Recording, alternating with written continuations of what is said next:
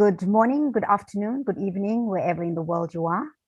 I am in Kasane, Botswana, which is on the Chobe River, near the Chobe National Park, and also near the Zimbabwean border. So I'm stuck here because the Zimbabwean border is closed, and so we're going to wait it out here. Today, I invited my friend Sue Tiong on this Let's Talk because we want to discuss a few issues, because as normal, I always have a lot of issues to discuss. So without further ado, I would like for Sue to introduce herself.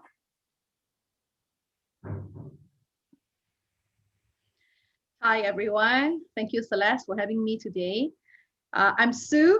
I'm from Malaysia, originally from Borneo, East Malaysia, but I'm in Kuala Lumpur right now. It's the capital city of Malaysia. So I know Celeste for a few years already now, and she's well known for speaking her mind, and she doesn't filter her words, which is what we need in the world today. And so what do? I'm an entrepreneur. I'm a mother. I'm a mother to 2 kids and also 2 fur kids. And entrepreneur as in like I own several businesses, mainly in coaching, marketing, training, and also consulting. So I am a business owner. So just to have that distinction between entrepreneurship and also business owner. I'm a business owner and I have staff under me. So yes, I have to manage the company, but the day to day, I have people doing it for me. So when Celeste asked me to speak about this, then I was like, okay, fine, let's talk about this from my perspective. Okay, thanks, Sue. So as you can see, a very accomplished woman, and she's not just a businesswoman, she's also a married woman, and she's also a mother, because this is what I want to talk about today. Because we all have different definitions regarding what a modern woman is. So I want to ask you, Sue, what to you is a modern woman? Do you see yourself as one? And what are you doing to achieve this? Okay, so definition of a modern woman basically means a woman who is alive during the modern times. So so I do see myself as a modern woman because I am living now in the year 2021. And I also consider my mother, who is much older than me, and a modern woman, and my still alive 91-year-old grandmother as a woman as well. So, but the definition of a modern woman, if for a lack of better word, is women who are, I won't say defying traditional norms, but I would say that women who are at least educated and informed, okay, and also they are able to make decisions for themselves. So that's to simplify my own definition. So yes, I see myself as a modern woman because I'm very much free. I'm very much free to make my own decisions on what to wear, what to do, make like decisions that are independent. I don't need approval from like people. And if I do ask opinion, it's because I respect the other person's opinion and not because I need to ask for their opinion or their approval. So yeah, so yep, I'm a modern woman. Okay, great. Okay, so I also want to ask you, because you live in Malaysia and you are Chinese by race. So I want to ask you, in your culture, given that it's Malaysia and that you are Chinese, what is the Malaysian Chinese cultural view when it comes to the modern woman? Okay, so this is very interesting because to the outside world, it's either I am a Malay or I'm a Chinese. So when they say Malay, it's like Malaysian, and when it's Chinese, I'm from China. So so then so my grandfather came from China, right? And back then the women had no say because they have no economic power. My grandmother was married to him because it's not because of a choice, but because of the war. So they have to escape the Japanese brutality. So she has to be married off so that she's taken. So she won't be taken as a comfort woman. So yeah, so she definitely has no choice in that. And she did not even study. She doesn't even know how to read. So she's definitely a traditional Chinese woman in Malaya at that time. No, she's not even in Malaya. She's in Borneo. So, so then after Malaysia was formed, okay, after Malaysia was formed in 1963, my parents who were already like, how old were they? They were like in their pre-teach.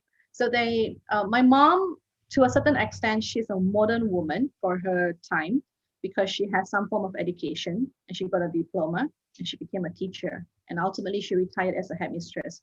So, however, okay, in her family at that time, in the 1960s, 1970s, education for women was still quite new. So it's good enough if you finish up to 12 years old, like from 7 years old to 12 years old, you have like primary, elementary education, and that's enough. A woman need not go to school because she's going to be married off anyway. So why spend that money on a woman? So why do I talk about education? It's because in my definition of a modern woman is well informed and she has the tools to make her own decision to be independent. So that is my mom's time, okay, like 1960s, 1970s. And of course, she got married in the late 1970s and then she got me. So then for me, as a Malaysian Chinese, I'm speaking like one broom sweep also. So typically in a Chinese culture, for Malaysia especially, it is very important to choose careers that are professional. So like a doctor, engineer, lawyer, all that professional, accountant, you count other people's money, so you always have money. So that kind of mentality. So, and when I wanted to choose my own line of studies, it was frowned upon, and I actually had to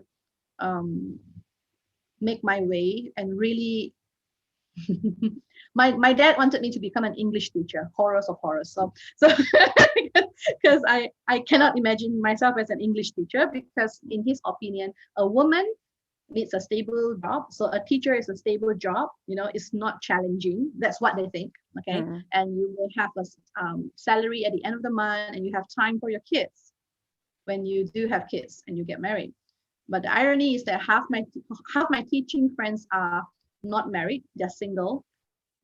So where's the for kids? So then I like to say that is because now in my generation, like we are in our 40s, okay, late 30s, 40s, I see my generation of Chinese women defying the norms of our mothers and grandmothers. Half my friends are divorced, okay, that is like really a ballpark, like, so yeah, half of them are divorced or separated or or remarried. And then there is also a display of their freedom in making a choice for their personal life. And half of them are married to non-Chinese, because there is this traditional thing that you have to keep the blood pure, so you have to marry back your own ethnicity, okay. And another half of them chose to just have a live-in partner, which was very much frowned upon, I think, all across the globe, like 100 years ago. So then, and then the other half just chose to be single and happy. Like they don't need somebody else to complete their life.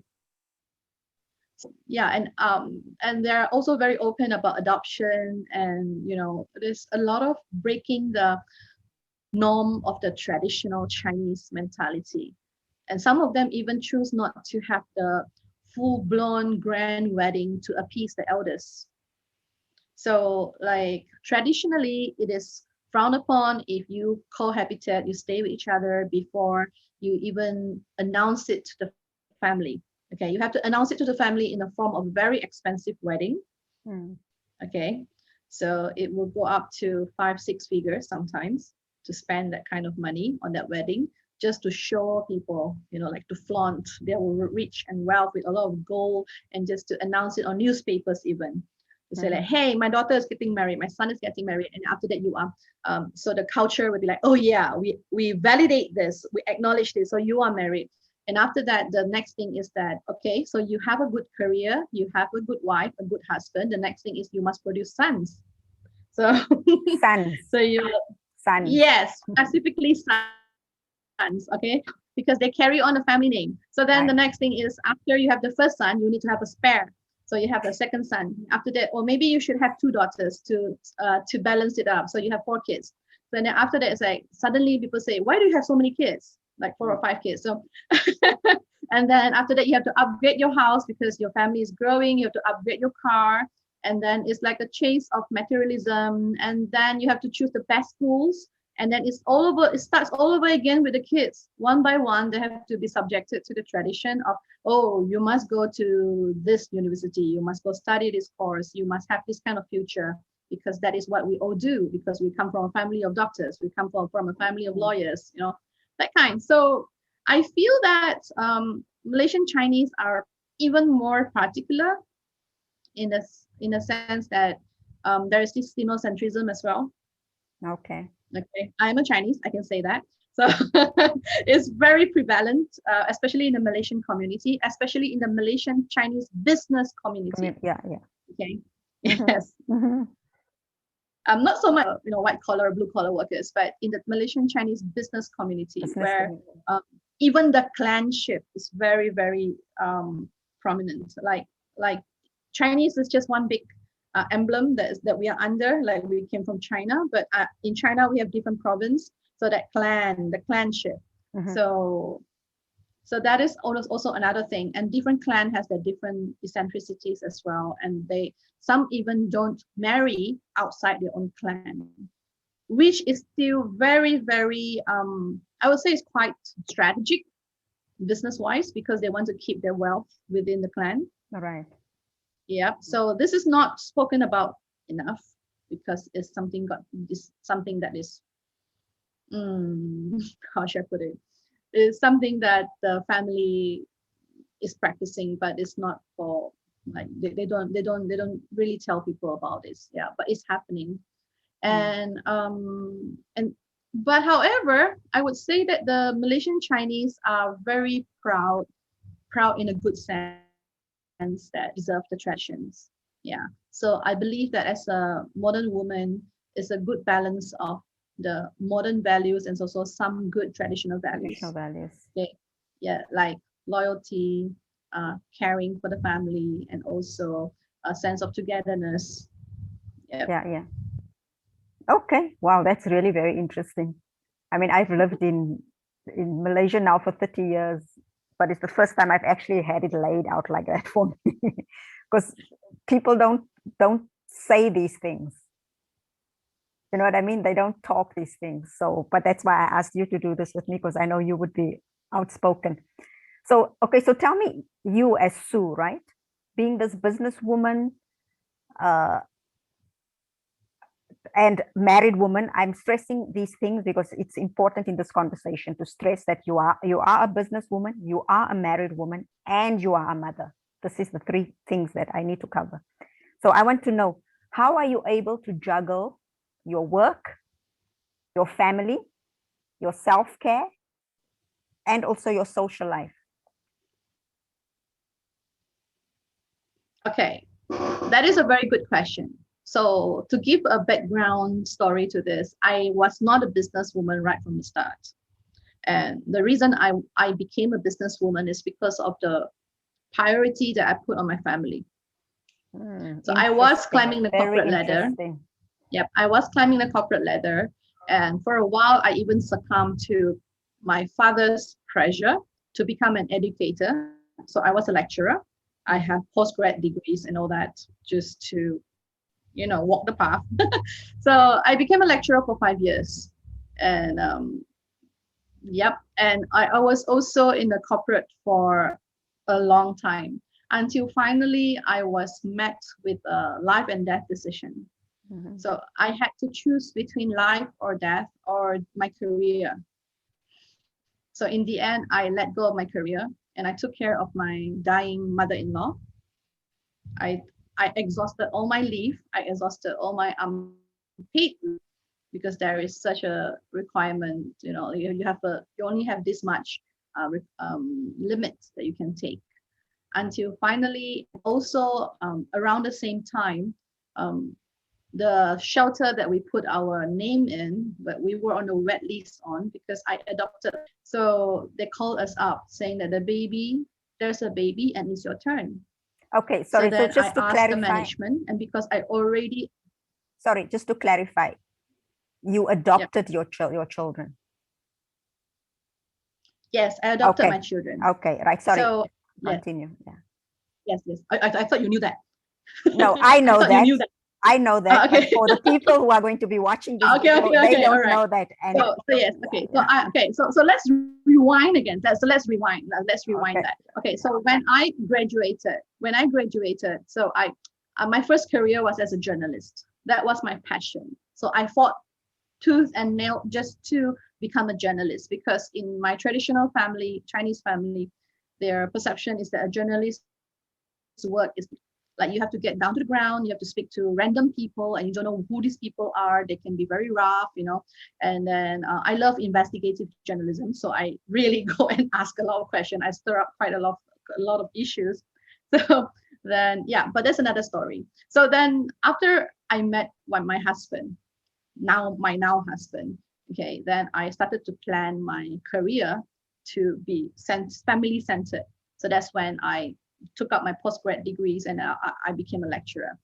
But after that, I became so burnout that I go back to the corporate. I joined the corporate to become a public relations practitioner, and also marketing. So then it didn't work out because I was struggling to juggle the stress of trying to conceive and also my work, which may see me working through the weekend because it was very demanding. So I'm talking about my corporate job now. So then the stress doesn't help. And because of the schedule, the work schedule, it was really hectic. You need to put your 101% into it. And then my husband felt neglected. So then when you don't have time together, you don't relax, then how do you conceive? So, so then I actually took a sabbatical for 1 year just to try to conceive. But I found myself doing a lot of side jobs. And then I was like, might as well go back to full-time employment. So I went back to full-time employment and tried to start my family, but it's just not working. So we exhausted a lot of options, and finally we put in our request to adopt. And so we went through the screening process, interview process, and everything, and we qualified, and we were put on a wait list. So at the same time that finally after 2 years, we got a call. We got a call from the shelter. It was also when my husband's mother was dying of cancer. So at that point in time, I was still employed. I already exhausted my unpaid leave because I wanted to care for her. I wanted to be there for her in the final days because we were that close. And then I put in another request saying that, can I get like some sort of like a maternity leave to spend time with my newborn, even though he did not come from me, but he's still a newborn. He needed that kind of attention. Mm-hmm. Then they say no, because I have already taken more than any staff could take. So that was when it was so easy for me. There's no other option. So I chose my family. I chose life, the birth and death, my mother-in-law, and I forego my career. I tendered in my resignation. I said goodbye to a golden handshake for retirement. It has a very good package. So I was like, okay, I can earn all of that back, but I cannot get back the time with a newborn and the time with a dying woman. So it was easy. It was a very easy decision, but a scary one. At that time, I already started my side hustles because I want to do a lot of things. So my company was already started and it was already running. And so then with that one client that I have, so that I have some stream of income, I let go of my full-time job, much to the chagrin of my family, because they were like, oh my God, you let go of a stable job. What are you thinking? You know, you can just outsource childcare. You can just outsource the hospice care. I said, I don't want to outsource that. I want to be there because it's against my own values. Okay. So then I started my business, and it was funny talking about that because immediately after that, my mother-in-law passed away when my son was 30 days old. And then, so I was just diving to the deep end of things. I was just so busy, the funeral, then after that, the newborn baby and everything. And my business was up and coming. And within 1 year, I really poured myself into it. I brought my son everywhere to meet up with my accountant, to meet up with my supplier, to meet up with everyone. So everybody knew that he's attached to my hip. So, and that first year, I managed to grow that business that we moved out from my house. It was home based before that, and I hired staff and everything. So yeah, it was pretty cool. And then because I have to wake up for the midnight feeding, so at 4 a.m., I'm also checking my emails and answering to PMs, private messages on my page, sales then. So I was a retailer and a wholesaler. I was in the retail industry, which is totally different from what I'm doing right now. But as a business person, it's actually all about numbers. So the skills are actually transferable. So I have no background in retail, but because I'm invested in it, like I love it. So yeah, so I did it. And in terms of family, because I'm always at home, and then in the time when it was difficult for me to go into the office or the shop to sign anything, my staff will come over and I would just sign the important documents.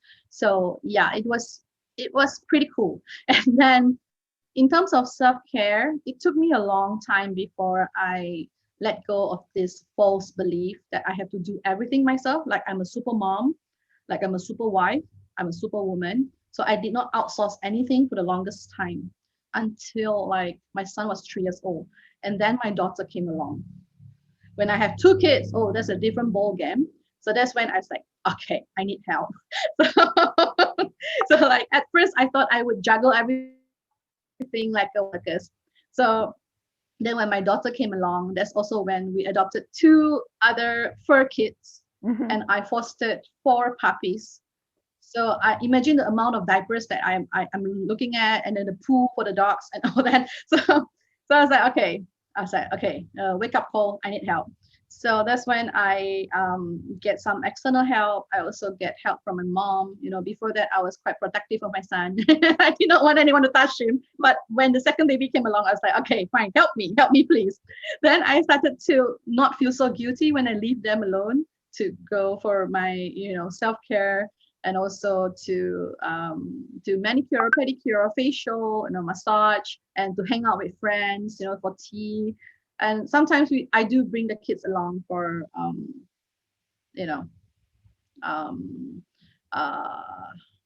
like play dates. Yes. So yeah. so that was there's no regrets in terms of the choices that I made. Okay. For me, my priority is family. Okay. And it's very important for me that my family is number one. My kids' well-being is, number one. And then, of course, me and my husband, our marriage, without that marriage, there won't be an environment for the kids. And we try our very best to make it work. And there are times when, of course, ups and downs, So, and I also get, in terms of juggling, okay, so I don't really like the word juggle because it's like you trying to do everything yourself. So I finally learned to gracefully let go and allow help to come in. And that also includes professional help, like counseling. So my husband and I also went for counseling. We went for parenting courses. We equip ourselves with the knowledge to deal with our kids, to deal with our relationship, and even financial advice, and also a lot of stuff. So we were pretty open because there was a point in time when we were really at odds with each other because we couldn't see eye to eye, and we couldn't like come to us on how to move forward. So that's when I reached out for help. And it's also fortunate that my husband is very open, which is very atypical for Malaysian Chinese men, because usually they are not open to outside help. And the traditional belief is that anything that happens in the family stays in the family. You don't tell outsiders about it, that kind. So, so yeah. Okay. Yeah. Wow. That's very interesting. And I can see that you are very accomplished, not just in your work, because I know your work, but also in your life, your home life, your family, and then also like what you prioritize. Like you said, family comes first. So that is why now I want to ask this question, because we're talking about modern women. because so many modern women these days are not interested in getting married. So I want to ask you, why marriage for you? Why did you take that step? Okay, first of all, coming from where my family is super traditional and my husband's family is super traditional. So when we first started, okay, how did I meet my husband? Okay, let's start. So because we met online back when Facebook was not in existence. I think Friendster was just starting and ICQ was the rage and IRC. So yeah, Mm-mm. so then people were like, our families were like, oh my God, who's this stranger? Is he a psychopath? Will he murder you, rape you, and throw your body down the river? So, so then they insisted that they have a lot of, my mom and my dad and his mom and his dad were like freaking out. And the parents insisted to meet right from the get-go.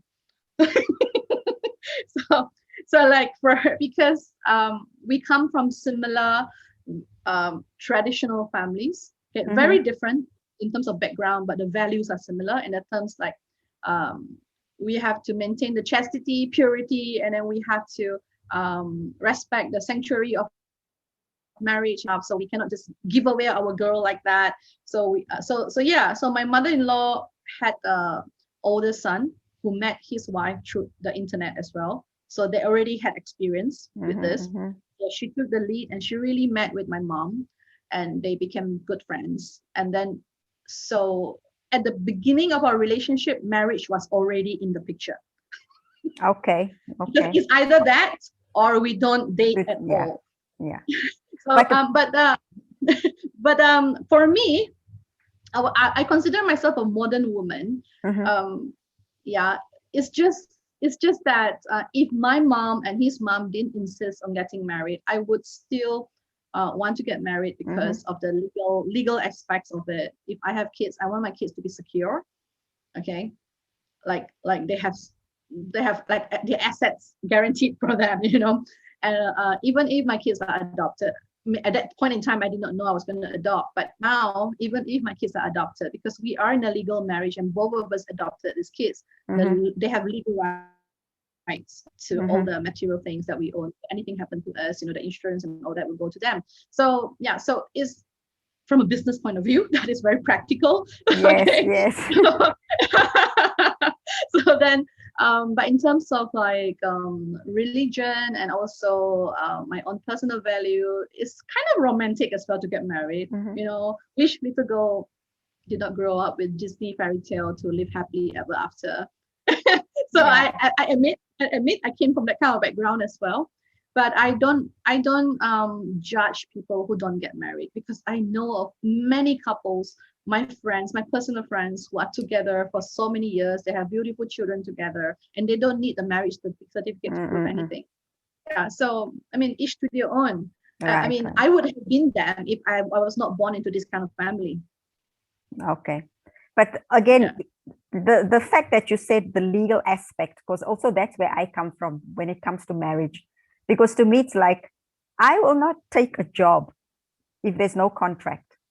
And when people Yep. work for me, I will not let them work for me unless there's a contract, because I want that commitment. I want that time. I want, it's not ownership, but that agreement. So to me, if I'm going to hand over my life and my body to another person, because you're giving that person access to every aspect of your life and every aspect of your body, which is things you don't do to other people. Well, I mean, you're not supposed to. So to me, it makes so much sense to have that legal and binding contract. It's not even, to me, it's not even about romantic love, or it's just that commitment. You know what I mean? Because I mean, you're handing your life over to another person. Yep. It's That not a nully assurance. willy thing. Yeah. Yeah, it's not a small. So yeah, I like that when you were saying about the legal aspect. And yes, true, there's people who are not into that. But I mean, like I say, and like you said, you are a If it works out businesswoman. for them, You are a fine. businesswoman. Yeah, and there's another thing, when the marriage breaks down, divorce is more expensive than getting married. And can be very messy as well. But it's the same as in business, because when the contract is breach of contract, it's cost money. So to me, that's why to me it's just a business contract. Like that's why I say to me, I don't even see it as something romantic. Romantic would be the dating part. Once do you want to marry me? I do. That's business. That has got nothing to do with, oh, your eyes are so blue and your hair is so fluffy and your whatever. It's got, it's a, but I don't know. Yeah, the decision to get married is actually of like necessity, and also like you want that kind of guarantee, some kind of guarantee, some form of like commitment. Yes, I agree with that. Yes. Yeah. And then so how you get married is another matter. So that is like, my cousins, half of them don't want to have ceremonies, they don't want receptions, I just want to sign, that's it. Same. So I just want the paper there that says just go for a honeymoon, that's it. They announce it on Facebook. Done. Then elders are likes to come around and they say, okay, fine, do whatever you want. But before that, I had no option. I had to go through everything. I had to go through 3 different ceremonies. I had to fly from Peninsular Malaysia to Borneo and back to Peninsular Malaysia again and all that stuff. To do all that. But yes, and then it was my choice because I just want to make everyone happy, which was very personal choice because the people are older than me and I care for them. But given another choice, I may do the same thing again so that I can tell people, hey, I did this. Right. That's true. But now if you ask me to do it, I'm like, okay, at this age and time, no. But when I was younger, fine. Right. Okay, then the other thing you mentioned that caught my mind there is that you said that there came a time then when you couldn't do everything like for your family yourself, like taking care of your children, etc. And then you had to outsource it. Now, were you able to do this outsourcing because you had the means? Because I mean, as a businesswoman, you were earning your own income, that you had the means. So it was not like you are in a desperate situation. It was an actual choice. And because you had the means. Okay. Yes. And do you think it is because you were in this position as a modern woman where you were making your own money, so you could make this decision? Yes. Okay. Yes. Okay, that's fair. Okay. That's a very interesting question because, like I am also having this social enterprise where I help single moms like from the very underprivileged, marginalized segment of the community. So they are stuck in a chicken and egg situation because they have 5 kids, then they need to go out to work, but nobody to take care of the kids. So what and do they don't have the means. And they don't have the means to outsource. They cannot pay people to watch over their babies. So, but some of them are luckier in the sense that they have a teenager at home. So the teenager will be the substitute to take care of the babies, And then, but what if there are like 5 kids under the age of 8? So there are many cases where they are just in a loop of poverty. They cannot go out to work because they need to be closer to home. They have limited options to work and all that. So yes, so there are also modern women, but because of the lack of education, they don't have that certificate to find a which better comes back to what you said about what you define as a modern woman. If you have to be educated, right? Because again, if you're educated, you would some form of education. Yeah, you would know about birth control. You would know about self-care. Self-care meaning you would know how to plan your life, right? Yes. Okay, right. So we are actually on the same track. Okay, so then so the next question, this is now past that. Now I want to go back to this because this is so you. This would be you. A modern woman who holds a high position. In your case, you are the owner of this business, right? What do you think about taking a baby for someone like you under 4 months to your workplace? So would you consider this a safe thing to do? Is it a hygienic thing to do? Do you think a workplace is a friendly environment for a baby under 4 months of age? For someone like you, someone who has means, someone who is educated, modern, all those words. Well, like I shared a little bit just now. My baby was attached to my hip when I go for my meetings. Mm-hmm.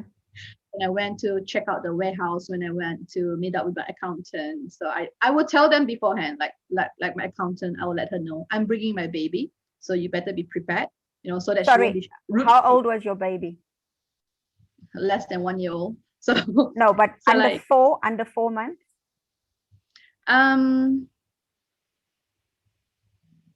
Accountant. I think I met with the accountant when he could sit. That was about 7 or 8 months. Okay, yeah, no, But I that's did different. bring- That's different. I mean, But before, I did bring him out. I did bring him out a lot. when he was I very did bring small, Yes, to you, because like I when he was want him. under 4 months old, Yes, to your yes, work. yes. So my work is like I have to meet with people. I have to choose the stocks. I have to approve things and all that stuff. So I brought him along. Mm-hmm. So yeah, and he would just sleep everywhere. And Okay. it's easier with only one. It's easier with only one. So then people just know, like, people recognize him and not recognize me. They just look at him first. So, okay, she's coming. Only then they look at me. So I am able to do that because I'm the boss.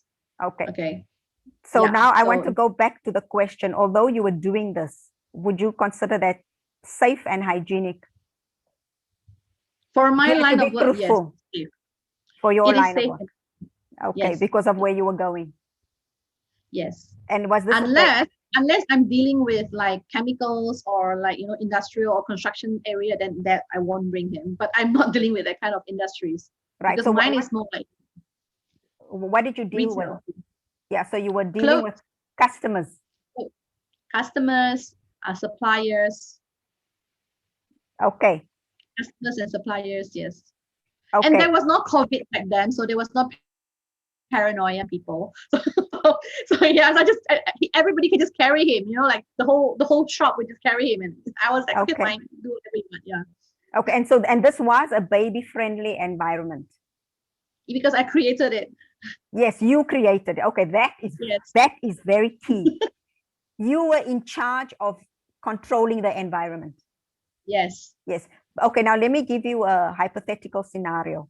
Let's say I am the supplier and I tell you, you have to come to my warehouse, and you come to my warehouse, but I have all my staff there banging away, throwing things, hanging garments all over the place. They from all, you know, because it's factory workers, they probably from all different kind of countries. And I ask you to come in. Would you consider that a safe environment for would you have thought it's safe to bring your child there? Well, my son, okay, when I go to a place where I am not familiar with, I will have someone else to hold him. Okay. Like my staff. I'll bring my staff along so that he won't like roam about. So it's not in that area. I mean, yeah, not the dusty area, but then yeah, so, and he's quite easy to take care of. So anybody can just hold him and we just go along. So okay. Yeah, not an issue. Not an issue. Okay. And right. I don't visit like factories. I don't visit like factories when they mix the chemicals and all that stuff. It's like already. No, even if there's no ready. chemical, there's just a lot of people.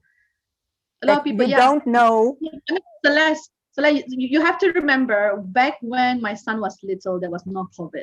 So No, I don't before have that. COVID. Before COVID. Yes, before COVID. So no, I was like, yeah. I just I mean don't, in I don't general. Mind. Okay. Yes, I don't mind. Because I come from this space where if my son is exposed to as many illnesses as possible, like a lot of virus and germs and all that thing from a young age, okay, he will build up his immune system. Okay. I'm not that kind of mother who will like cocoon my son and put him in a bubble wrap, you know. So yeah, so I'm chill. Okay. So next question. So in today's climate in Malaysia, and I don't mean with COVID, I mean just in general, if there was no COVID, is it necessary to take a baby to work if one claims to be a modern mother, but meaning not when you are the boss? Let's say like your staff, for example, or some person working in the bank, or a school teacher or a nurse. Is it in today's climate, if she's a modern woman, which means educated and all that stuff, is it necessary for her to take her under 4 months old baby to work, to the workplace? Okay. So to answer this question, I like to give a little bit of background to non-Malaysian audience. In Malaysia, it has only been recently approved, not recent, like 2021 January, that the private sector women will have 90 days of maternity leave instead of 60 days. So then it's the not sector is necessary already to 90 take a days. baby to work. Yes. So So it's 90 days already. So it's 3 months. yeah. So then after that, they have the option to prolong with unpaid leave. So, and there are also many bigger corporations, public and private sectors, who actually provide crash, like nurseries, in the premise itself, so that breastfeeding mothers during their break can go and, you know, take the baby out and breastfeed, or they will pump and pass it to the nursery. Okay, so but to bring the baby to sit on the lap in the office, that is unheard of. Okay, because I also agree that when you are with your kid, you have to be 100%. When you are at your work, you have to be 100%. So unless you're working at home, even when you are working at home, okay, I mean, after 1 year of COVID, people work from home, then they know the challenge of handling kids and have to be in front of the laptop to work. So you have to separate that, and the kids have to care of. At least they're sleeping or whatever, so you can focus. If not, you will get somebody who's nagging you, pulling your dress, wanting something from the fridge, and all that. So for me, again, it's actually a personal choice, because a modern mother can either choose to be a full-time stay-at-home mom or a full-time working mom, and some of them even don't see the kids, because the kids are left with their primary care, like their grandparents or their nanny or whoever, 24/7. They don't see them every day. They only see them like every week or even every month, and they have video calls with them. But that is, you know, each person has their own rhythm, each person has their own personal choice. So, but if they do want to bring the kids to work, so that's why the policymakers have created the nurseries nearby, or you find someone who is reliable to take care of the baby nearby, you know, but not to bring to the office.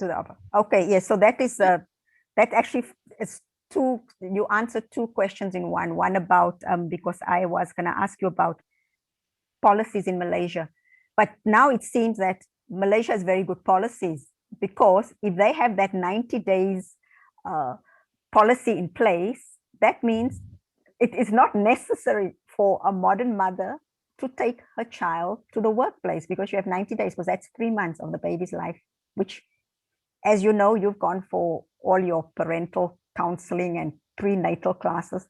The first 3 months of a child's life is like the most important. Your life is nothing. You are just there, right?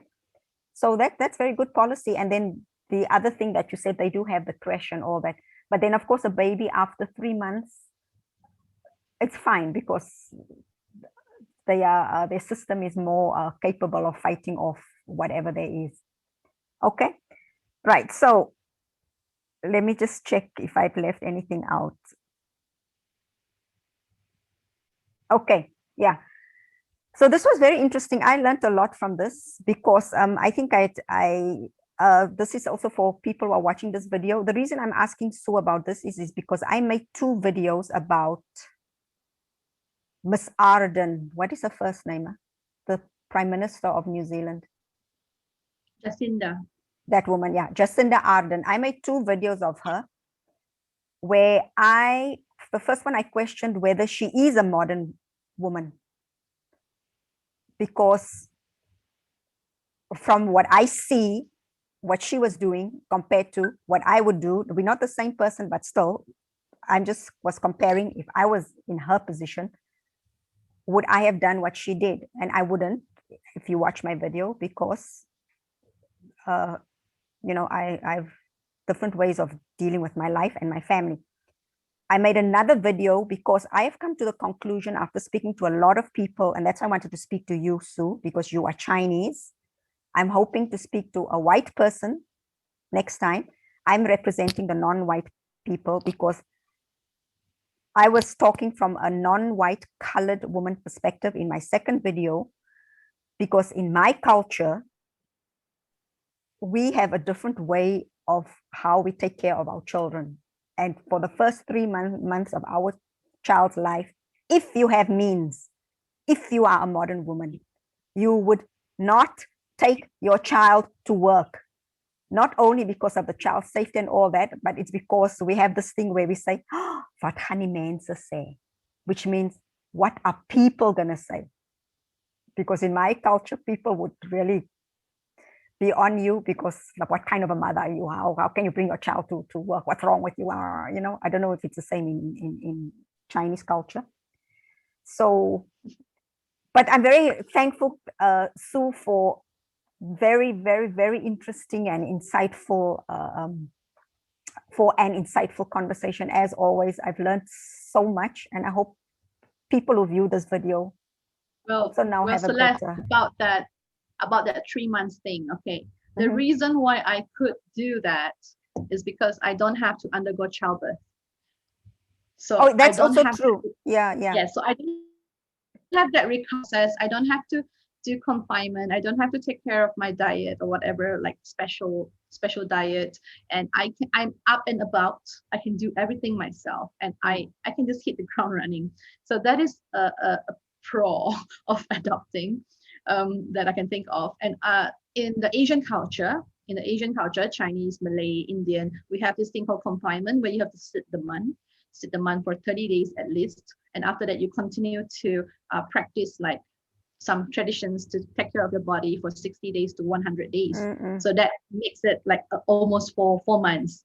Right, so it's more for the mom to get back her energy, more than the baby, I feel, because baby are actually quite versatile and they're very hardy. From my experience. No, but if you ask any doctor, because I did speak to a few pediatricians, of course they don't want to, because they're my friends, but they don't want to do this. But even they have said the first 3 months do not.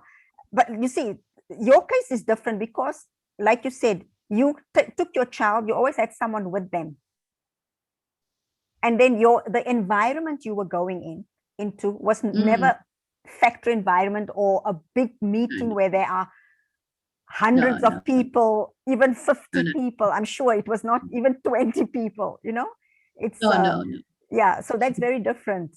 Or it was not also a situation where it's a meeting where everybody's sitting there looking very stoic and serious, and then you've got a child on your hip or hanging from your breast. Yeah, you know.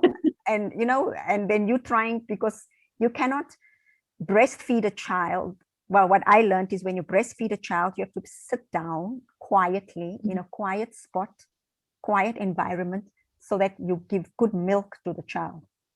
So standing in front of people in a meeting with a child hanging on your breast while it's also very uncomfortable for the people in the meeting. I'm sure I would not be able to see a woman doing that because I'd be so concerned about the baby. I'd probably go and ask if I can take a baby and go outside and feed it with a bottle, or, you know, because I wouldn't be able to concentrate on the meeting. I would be just too stressed for the child. And I'm sure there are a lot of people who feel the same. Yes, so, I mean, there's also the option to pump, and then they can still breastfeed the baby with breast milk, but not direct latch. But there's also, you know, there are so many options nowadays for modern women. And exactly. And I'm in Africa, where women are not even modern. They don't have means. But even when they have their child on their back, I've noticed when they need to feed their child, they will sit, even if it's in one corner on a rock, they will sit quietly away from everybody and cradle the child in their arms. And it will be, they create a quiet environment. They're not screaming or talking, or because that is not a modern woman. To me, that if you standing up with your child, breastfeeding it or bringing it into an environment that is unsafe, that is not modern to me. That is neglect. I don't know. That's just me being biased, but to me, it's child neglect. But we all have our own, opinions. But this is also the opinion of pediatricians, so I think I'm on the right track. Yeah. Yes, of course, because they are not immunized yet, and then they are still so small. We don't expose them to unnecessary crowds and all that. But yeah, I do bring them out. So I'm like, okay, it's fine. Yeah, I took my So child out. I used to take my child to yeah, rehearsals and stuff, but then he was older than 3 months. When he was yeah, 3 months old, I had the means. I could have a babysitter. I'm fortunate because yeah. I married. My husband could pay for it. I had a lady who I took him in the morning and I went to fetch him in the afternoon. I was fortunate because I had the means. That's what I'm saying. If you have the means, and Like I'm a businesswoman as the well. the women who are very that okay, like Jacinda, she was. I'm not sure if she staged that or she asked another photographer to take the picture. But when you are a public figure and your schedule can be crazy, and then it's like just no time to do anything. So maybe she's just multitasking, and somebody just took a picture and then blow a proportion out of that. So, but Yeah, or yeah, she was I'm like each. showboating. She was showboating. She can be showboating. She Look, can be I'm a showing modern off. woman. Yeah, so Yeah, you it can't can be say part of a PR stunt. It can be part exactly. of the PR stunt. But Yeah. yeah, who are we to say she's wrong? But yeah, so I'm like, I am me and I say whatever she's rocks your wrong. boat. Yeah, I am me and I say she's wrong. Yeah, no, I don't know. I just feel in her case, it was showboating because when you are someone with that much power and that much money, there is no need for you to take your child to a meeting. There is no need.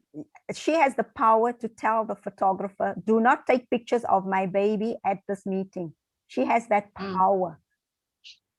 You see, and then this is the other thing that I'm also worried about us modern women is that, especially if you're in the public, is that modern women with means are quite powerful, whether you're in the public eye or not.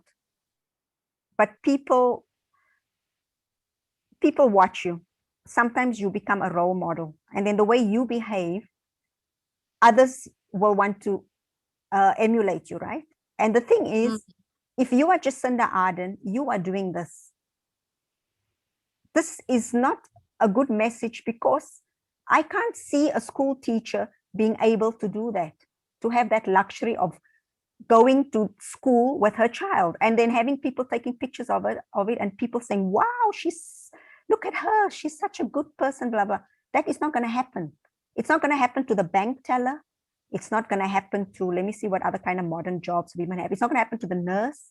It's not going to happen to the person serving drinks in Starbucks.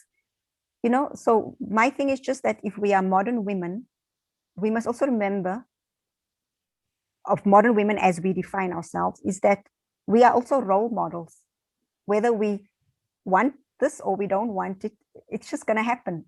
Like, I mean, I see you as a role model, because you are always out. You've got your staff, they look up to you. You've got people like us around us. You've got young people that, so I always just feel that, and someone like Jacinda Ardern, who is a public figure on top of it, to behave in such an irresponsible way when she is in a privileged position. She can do that, isn't it? I'm sure your staff can't just rock up at work with their baby.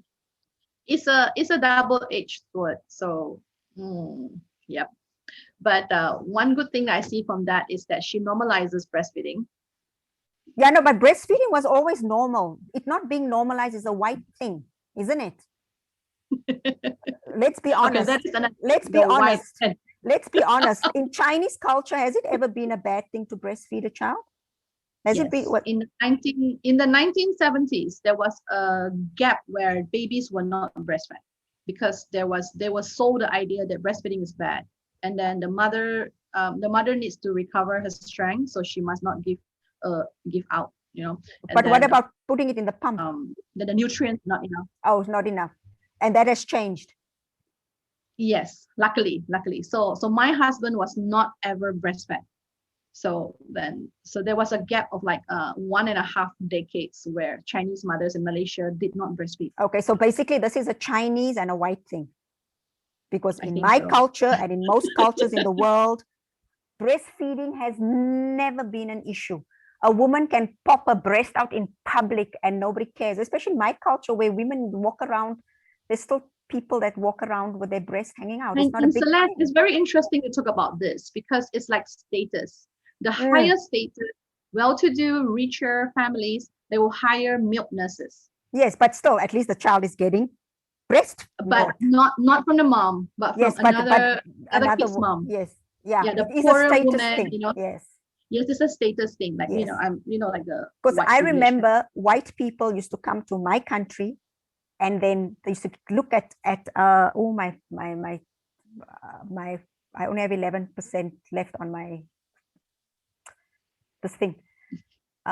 Yeah, they would come to South Africa and they would look down on our women who are breastfeeding. Mm. So I don't think Jacinta is normalizing it for the world. She's normalizing it for white people. Because in our cultures, even in our white South African culture, this was always a thing. So my whole thing with all of this is always that we must also remember modern women for different cultures and different races mean different things. And what she is doing is not necessarily the norm. Because as a South African woman, what she does is abnormal. It's like, no, my ancestors will turn in their grave. My mother will disown me. Any last comment you'd like to make, Sue?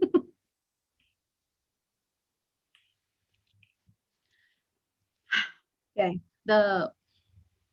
I'm in a environment where I am considered privileged. I am privileged to be able to make all the decisions that I make. So there are also many women who may not have that kind of choice, that options that I have. So for that, I'm really grateful. There are also women who may have that privilege to make the decision, but they're not informed, so out of ignorance or whatever. So my one last thing that I like to share to all the women out there is that women already have it hard enough. As a mother, we have it doubly hard because we not only have to stand up for ourselves, we have to stand up for the little ones as well. So the number one thing that really irks me is women bashing other women, and also mothers censoring another mother, which is quite sad, I feel, especially in the online world, where in the groups that I'm in, it's just so poor thing, because we are not in their shoes, we are not living their life, so we don't know the entire big picture. We only see what we can see that is shown to us. So yeah, so the last words for me is, let us lift each other up, mother to mother, women to women, all over the world. Yeah. Okay, that's very nice parting words. Of course, for me, I agree with everything you say, but I would also want to add that if you are a privileged mother and woman, we have to remember that I'm privileged. I know that. We have to remember that others, like you said, are not like us. And we have to behave in such a way that our privilege is not pushing others down or putting them in a situation where they feel they can do what we do, but in actual fact, when we know they can't. So if you are a privileged mother and woman, I think we have to be careful with what we put out in public. And what we put out in public is not necessarily to bash other women, but it is to let other women know that there are all kinds of women from all kinds of different lifestyles and cultures and religions and creeds and ethnicities. And this is also important because those days when everything was always only used to revolve around one culture or whatever, those are gone because now we are global. So whatever we put out, we must also understand that it's going to affect other people. And showboating life, I think, doesn't help. It doesn't help. especially it Well, doesn't help young women. which public figure don't showboat nowadays? They are public. They are showboating. So like celebrities, like every little Exactly. thing. Well, it's a part of their strategy to Yes. remain a public figure. Yes, and that's why we have to be vigilant. That's why we have to be vigilant when it comes to these things. And especially us who are not celebrities, because celebrities are out there, but us who are the normal, working with normal people, we have to make sure that they understand the difference between what J-Lo is doing and what she can do and what we are doing and what we can do. Because she's J-Lo. She can get away with it. With that backside, she can get away with anything. Okay, thanks so much, Sue, for this lovely talk, and have a good day, and we'll see what we can talk about next time. Okay. Thank you for having me, Celeste. Bye. Bye-bye.